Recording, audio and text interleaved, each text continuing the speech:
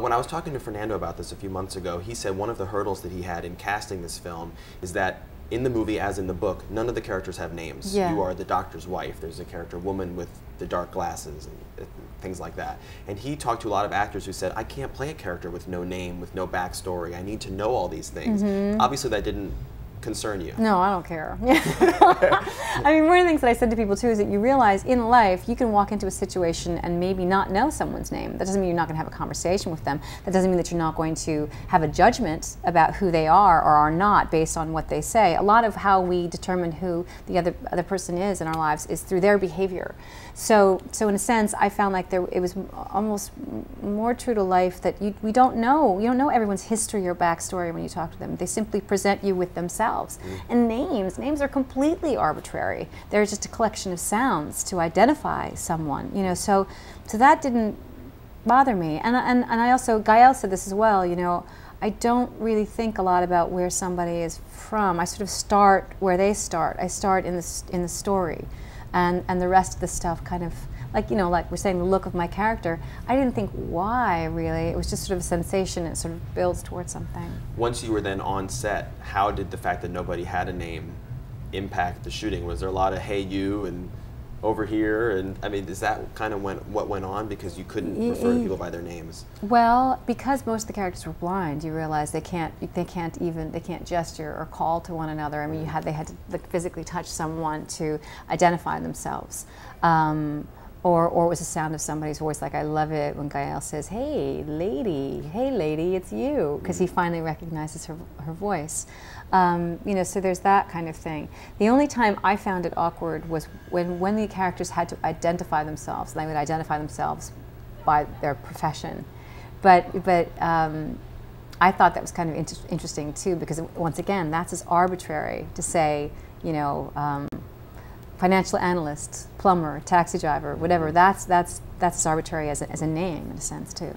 What's so great about your performance in this movie is that for so much of it, your character is fairly meek, for lack of a better word. Yeah. I mean, and it's, I don't want to say too much, but it's only near the end that she really asserts herself and how. I haven't eaten in 3 days. Oh, lady, I'll never forget your voice. Oh, lady, I'll never forget your voice. And I won't forget your face.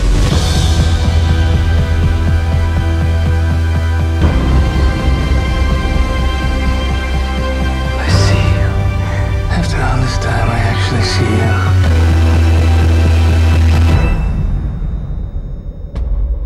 Oh my God.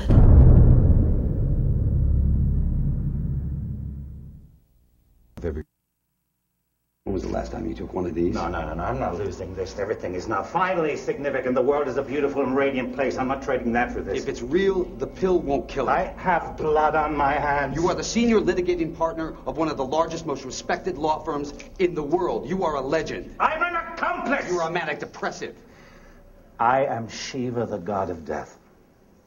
Let's get out of Milwaukee. We'll talk about it. When you were making this film and learning about the worlds of law and the corporate business, were you thinking to yourself, thank God I don't work in these worlds? Or is Hollywood just as bad? Well, they're very similar in a way. You know, there's 95% of them are good and do good work and, you know, do all the things right. And then there's a really rotten 5% that sort of are just below the radar. So there was nothing new or shocking about it. And, you know, in fairness, I mean, you've seen the film. This is we're not reinventing the wheel here. This has been done quite a few times. Corporate corruption has been done. Corrupt law firms, all of that stuff has been done and played with before. So it's not something that was completely new to us. It was just hopefully a fresh angle on it. In the morning, I have to call my board. I have to tell them that the architect of our entire defense has been arrested for running naked in a snowstorm, chasing the plaintiffs through a parking lot. I understand. What sickness is he talking about? I don't know. It could be anything. Well, give me one. Frostbite. Do you think this is funny? I would say the most powerful scenes in Michael Clayton are the scenes with you and the actor who plays your son. What was it like? Because it's not often that you work with kids. I did do ER and play a pediatrician, so I got my fill of kids.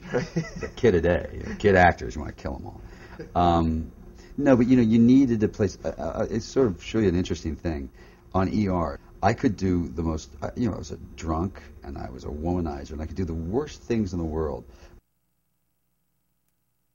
Hi, I'm Dave Karger, and this is Just a Minute on EW.com. Joining us today is Forrest Whitaker. He's one of the stars of the new movie The Last King of Scotland. Your portrayal of Idi Amin is definitely one of your more outward performances. You're so known for these, so calibrated, quiet performances. Do you see it that way? This is really kind of a more outward thing for you? Yeah, I think that I'm starting like in a lot in my work, and this helped me like to start to take some of the internal and then make it more external in some of the characters. I'm finding characters that allow me to do that.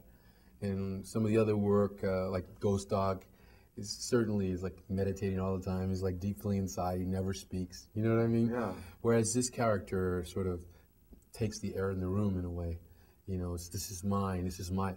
Like when he says to James, Uganda embraces you. He's like means, I am Uganda, and I hold you in my arms. So it's that kind of bigness. He's like as big as a country, a continent. This is definitely an easier question to ask than to answer. But where would you say you dug to bring this performance out? Did you use anything internally? Yeah. Yeah. I mean, I don't think you can get into that kind of anger and passion and stuff unless for it to be real. Unless you find some of it inside. So I was like going into the recesses of myself, the dark corners, the little things and places. And then you call upon stuff too. He's like saying, come on, I need help, come and help me out here, bringing the energy inside of you. But I was searching the catacombs inside of my brain, and there's some webs in there. So, yes. Well, I'll leave it at that. Yeah, how easy or difficult was it to leave him on the set? Let's say when the shooting day was over and you went back to wherever you were staying, did you find that you took this guy with you a little bit? I didn't really leave the character. I mean, I kind of maintained the speech, and I was always working. So if I left the set, I was still working. I would go back and work in my room, or because we shot in Uganda, so then I could even like going to eat is me working because I'm eating in this wooden shack on the side of the road, eating traditional food, with my hands, and and learning the customs and going to people's homes. So I was sort of consumed by the character. That's amazing. Not to a point, hopefully, where I was like, everyone was afraid of you. yeah. Stay away from Forrest. But definitely I was consumed.